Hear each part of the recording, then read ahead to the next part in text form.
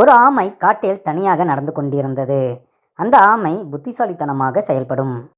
ஒரு நரி ஆமையின் பக்கத்தில் வந்தது. ஏ ஆமையே, நீ இங்கே என்ன செய்து கொண்டிருக்கிறாய்? நான் சுவாசித்துக் கொண்டிருக்கிறேன். இந்த வாழ்க்கையை அனுபவிக்கிறேன். நான் உன் உடலை கிழித்து உன் சதை சாப்பிட ஆசைப்படுகிறேன். ஆனால் நீ உன் உறைவிடம் உள்ளே சென்று விடுகிறாய். நான் உன் உறைவிடத்தை உடைக்கப் போகிறேன். இப்போதுதான் உண்மையிலேயே நீ உன் வாழ்க்கையை அனுபவிக்கப் போகிறாய். கர்ணனுக்கு எப்படி கவச குண்டலம் இருக்கும் வரை கர்ணனை வீழ்த்த முடியாதோ அதுபோல்தான் எனக்கு இந்த கவசம் இருக்கும் வரை உன்னால் என்னை ஒன்றும் செய்ய முடியாது. உன்னைத்தான் நான் ஒன்றும் செய்ய முடியாதே. சரி, நாம் நண்பர்களாகி விடுவோம்.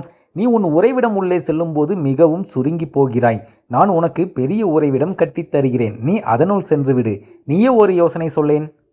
எனக்கென்று ஒரு பெரிய இடம் இருந்தால் நான் இந்த கூட்டை விட்டு வெளியே வந்து விடுவேன். நீ எனக்கு தோட்டத்தில் ஒரு குகையை கட்டிக் கொடு. நான் இந்த கவசத்தை விடுத்து அந்த குகையினுள் சென்று விடுகிறேன். நீ சரியாகத்தான் சொல்கிறாய். நான் உனக்காக அதே செய்கிறேன்.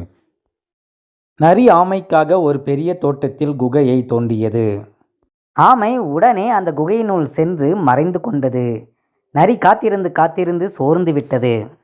நீ எப்போது வெளியே வருவாய்? நீ உன் கவசமான உறைவிடத்தை கலத்திவிட்டு வெளியே வா. நீ சென்று விட்டால் நான் இந்த இடத்தை விட்டு வெளியே வருவேன். உன் தந்திரம் எனக்கு தெரியும். நரி சோர்ந்து போய் அந்த இடத்தை விட்டு சென்று விட்டது. ஞானியான ஆமை மெதுவாக அந்த குகையை விட்டு வெளியே வந்தது. ஆமை தன் புத்தியை கையாண்டு பாதுகாப்புடன் இருந்தது. இதேபோல் உங்கள் புத்தியை பயன்படுத்தி உங்கள் பிரச்சனைகளை சுமூகமாக தீர்த்து கொள்ளுங்கள்.